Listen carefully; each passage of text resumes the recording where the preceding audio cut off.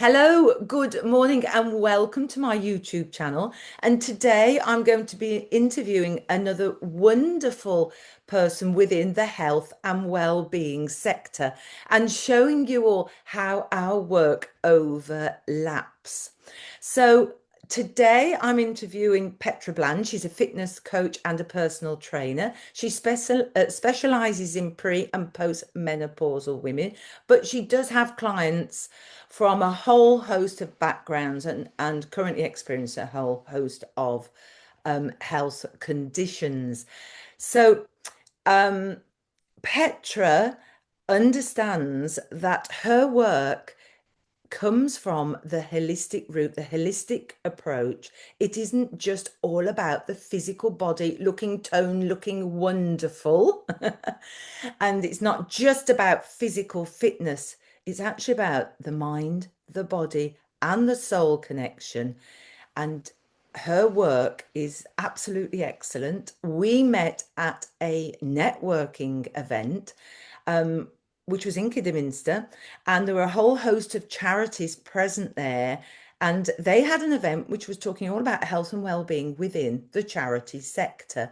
I listened to Petra's presentation and I was really quite taken, the very fact that she'd taken on the holistic approach. So I do have 7 questions to ask Petra today. But Petra, I'm going to pass over to you. Tell me a little bit about your story. So, first of all, thanks for having me, and it's a pleasure to be here. And I feel honored to share my work with you. So, as you mentioned, I'm a personal trainer, and I'm also online coach. So, I coach in person and online.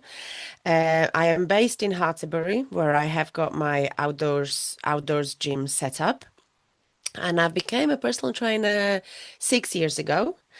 And I think I was always in exercise. I used to be a gymnast, but I always struggled with dieting, and I always had some kind of unhealthy relationship with food and with exercise. I feel like going back 20 years ago, a lot of women around me were dieting, and exercise was only as a tool to be smaller, to be slimmer. Um, so when I actually 6 years ago, no, it was 6 years, no, 7 years ago almost, when my daughter was about 3 years old, and that was a point when I realized I probably need to start changing the way I look at things because I realized there is a little person watching me. So I qualified as a PT to help me understand my body a little bit more and then help me move away from the dieting. But it was a long journey. So that was one of the main reasons. I've gone through that transformation myself. I fell in love with the process. The outcome was very unexpected because things have changed that I didn't expect to change. And I basically become a PT and online coach because I want more women to feel that there is more to food and exercise and a physical health than just aesthetics. Okay. So you've actually answered my first question, which is what helped you to become a strength and fitness coach? So you've explained that you were responsible for a little person and you wanted obviously for them to think that the mum was, inspiring herself and was doing something about her lifestyle and her health. But are there any other things which inspired you, such as family or any professional people that you met along the way, friends? I think the motivation has to come from within.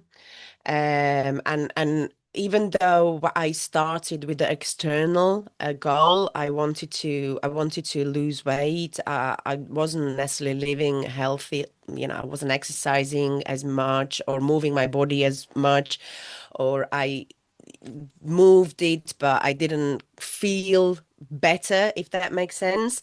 But when I then introduced like a really structured program in to help me get stronger, what I noticed is as my body was getting stronger, my mind was getting stronger. I then connected very clearly to my mind and to my soul. And that has happened through that movement routine, through taking time away from being busy woman, example, running business, running household, and actually taking time away from all it to block it all out. And I've realized that the three, just like you mentioned, body, mind, and soul, are very closely connected, and we need to be looking one after the other. It doesn't really matter which you start with. I believe they overlap, but we can't ignore either. So, Absolutely. yeah. Absolutely. Yeah. So the second question is, what moment made you realize that helping women feel strong in their bodies could actually transform their whole mindset? So, I've it was actually through the work with my clients. Most of my clients do come to me with a goal of they would like to find a way of moving that they can sustain, find a way of understanding nutrition so they feel energized. We introduce small habits at a time. We work one step at a time. But the biggest transformation actually happens on the inside. It's like when a client all of a sudden picks up something heavy. Let's say we work deadlift and they lift, let's say 50 or 70% of their body weight, and they actually realize that they can do that. Now that confidence and that self-belief then over spills into other areas of their life. You can all of a sudden see them holding themselves higher. The posture improves, the energy changes, and just that's just by looking after the physical health, like the aura around the person changes. And so the biggest transformation comes from focusing on the longevity of the habits, um, because it's the small things that then create a very different routine. And like I said, it overspills into all areas of the life. Yeah, I can see because I read auras, and obviously, as an energy worker, I can see the transformation when people do start, say, for example, they take up spiritual practices like the yoga or the Pilates, and I can actually see a change in the color in the aura Yeah. as they go along their personal development journey. So you're absolutely right. Third question is, how has becoming a mum shaped your approach to health and fitness? So as I mentioned before, I felt like when I was young, I lived in a dieting culture. Like everybody was trying this best new diet and let's go and exercise to burn off calories. And it was a moment in the kitchen. My daughter was maybe 2 or 3, and I realized I was leaned against the counter, and I realized I don't know what she was doing, but she was copying the way I stood. So she was making sure that her right foot is in front of her left, and her left arm is on her hip, just like mine. And there was a moment for me when I realized it doesn't matter what I say to her, it's what I do that she will adopt. And I wanted her to adopt healthy behaviors around her mind, around her body. So she never has to struggle with body image or, food relationship, and never has to feel guilty for having chocolate. But actually, like, I realize I need to really be the role model. So, and the other thing that really kind of helped me was when I exercise, I get rid of stress. It helps me feel better, right? We get rid of the endorphins. So I can regulate my nervous system better. So my emotions are more settled. I've got clear boundaries on this is my time, this is our time, and the habits kind of support that, and support the longevity. And I want to show my daughter that being a mom doesn't mean you have to stop doing things that make you feel better, but actually no, no, no. Like showing her that self-respect, and I'm respecting myself enough to take time to look after my mental and physical health is non-negotiable, because I need to feel my best so I can be the best version of me for her, for my husband, and for those around me. And like I said, it just like the exercise helps you feel better. And once you feel better, everything is calmer. You have looked after your bit, and then you're ready for the world. You refill your cup, and then you're ready to tackle whatever is coming your way. And your energy starts to flow in a That's right. nice, easy way, your inner energy around Yes. your body. And it's amazing how our little people emulate us. Yes. I Yeah. notice my granddaughter, quite often she'll adopt some of my sayings, Yes. and she's always watching the way that I'm moving and what Yeah. I'm doing. And yeah, so that's it sort of imprints it in their little brains, doesn't it? And they Yeah. start Yeah. to Yeah. emulate. So another question was, what's the most rewarding transformation that you have ever witnessed in any of your clients? So, so it's got nothing to do with aesthetic, and it's got nothing to do with the outside. The biggest transformation for all my clients happen on the inside, and they're all very different because my clients walk different journeys of their life with different challenges. We all have them. Let's be honest, life is not as easy sometimes, but I've had clients that would come and they feel overwhelmed and they feel very disconnected from their bodies and they just running on an empty tank. So helping them to understand that the food is a fuel, and then helping them to make choices around the food that make them feel better. Once they feel better, then everything else becomes easier. So, from not being able to exercise because the client feels like they don't have time to actually then making time 3 times per week and telling me things like I take time in the morning, 10 minutes in the morning to help me just breathe and feel grounded. Those are the biggest transformation when clients feel like they put boundaries up. Mm. They respect their body and their mind enough to make sure they keep the boundaries up. So one thing is to put the boundaries up, but the other thing is actually holding them up when it matters. And when life becomes really difficult, is to make sure the boundaries stay up, but you just need to probably adapt within because you're not always going to have the energy and the time to do everything that you want to. But the self-confidence in the client to, for example, just feel confident to wear dresses in summer again because they haven't worn dresses or they haven't worn shorts in a long, long time. Just things like that are really, really massive because the self-confidence that comes from that just shouts. And Yeah, it's just and nice. It's just nice to see that. yeah, I totally agree about boundaries. I cover boundaries in my mindset sessions, and boundaries have to be constantly reviewed. They Yes. don't stay the same because we're human, we're individual, we're bespoke, and we're all responsible for our own actions, our own beliefs, and the way that we lead our lives. But of course, boundaries are so important in order to get a win-win situation for both parties. Yeah. And as I always say, and I've said loads of times in the interviews, not a lose-lose or a win-lose or a lose-win. It's actually a win-win situation. So, Yes. what lasting change do you hope your work creates in how women relate to their bodies and their self-belief?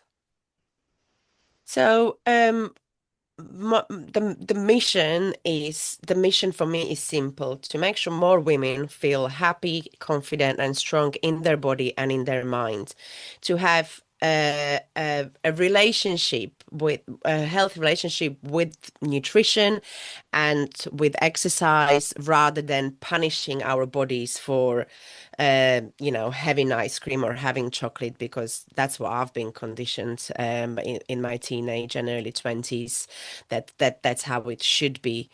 And I just if we can be the role models for our younger generation, we are living in a generation of social media and internet where not always everything is positive, and quite a lot of is created not with reality. So it's important to show them that uh, you know, we are worth looking after, and it's not about having absolutely a six pack. It's about being the happiest and the best version of yourself. Yeah, going forwards and allowing that to continue as you Yes. continue on your journey yourself, not Yes. just becoming amazing after a 6 week program No, no, and no. then dropping it. So I know you've got a little community, haven't you? So you support your community very well. Yes. Yeah, Yes. which I think is important, very important, because as humans, we really do need community. Yes. Yeah. Yeah. Yeah. For longevity, really. Yes, I've absolutely. seen a load of Absolutely. research on that, and if you look on Google, you can see that one of the best contributory factors to a long life is socializing and community and Yeah. connecting with others. So, so that leads me on to then, what legacy do you want your coaching to leave? Which I think you've already covered, haven't you, in that, in I what think you I've said? covered that. I just, Yeah. yeah, like I said, for more women, young girls as well, because sometimes the eating disorders and the unhealthy relationship, it starts from young age. So for all women to feel strong and happy inside and out. Yeah. And also, I agree with you about social media because a lot of it isn't transparent, No, isn't honest, no, and it no, no, isn't authentic and it isn't real. So we no. have to be mindful of that, don't we? Yeah, And use our own judgment and our own intuition. But you also have to, whatever lifestyle adaptations you make, you have to feel comfortable with those. yeah, Because otherwise, yeah. you're not going to take them on board, are you? And I always say that to people with my lifestyle consultations, that is this resonating with you, or which one resonates with you best? Because as business owners, we want our clients to have a bespoke and very tailored service as well. Yes, 100%. And Yeah. this comes to each and individual client's values. I do not start my coaching unless we pin the values down, because if the values are really strong, then the habits are slightly easier to follow. If we only work towards a 6 week goal, it's a very surface goal. It doesn't dig deep enough to make us think and make us question our choices. But actually, if the values are deep and the happiness and the calmness and um, is at the top and health is at the top. And now by health, I mean physical, mental, spiritual, social, financial, like all those aspects. If that's at the top, then the habits are slightly easier to follow because you keep questioning it and you keep revisiting the values. And like you said, you keep revisiting the boundaries to make sure that, right, what has changed? What do I need to adapt? Yeah, absolutely. I totally agree. We'll have to do some collaboratory events, do a Yes, that would be collaboration. nice. I'll start with meditation and all of the healing stuff Yeah, and yeah, talking people through, and then you can do some stuff on physical fitness. yeah, Yeah. that would be lovely. So, Yeah. so Petra, can you tell us where can we find you? Firstly on Facebook, then Insta. Yeah, so it's Petra Bland Fitness on both. Instagram. I am also on LinkedIn. The website is petrablandfitness.com. Like I said, I am based in Hartlebury, so if anybody types into Google PT in Hartlebury or Stourport, Petra Bland Fitness, that's how I come across on all the platforms. Yeah, so it's not just in person. You mentioned earlier you do online as well, Yes, don't you? yes. Yeah, yeah, yeah. Yeah. So Okay. like clients can, if they feel comfortable and confident enough to do the work on their own at home, because sometimes it's challenging to match the diaries to make sure that they are available when I've got availability. Then I've got clients who I've been coaching online. I've got currently somebody from Switzerland and Austria, which is very exciting. But I've got people who are in Bewdley and I coach them online only because it works better for them, and that's absolutely fine. Yeah. and it fits into their lifestyle as Yes, well. it's yeah, Petra, it's been wonderful interviewing you today. I love the fact that you are promoting the holistic approach because that to me is uber number one. important, Yeah, and it's number number one. one, and it's the Yeah, way forwards. yeah. So I shall say namaste to you, Thanks for and having me. yeah, we will speak soon. Bye Yes, thank now. you. Thank you, Bye. Sarah. Bye.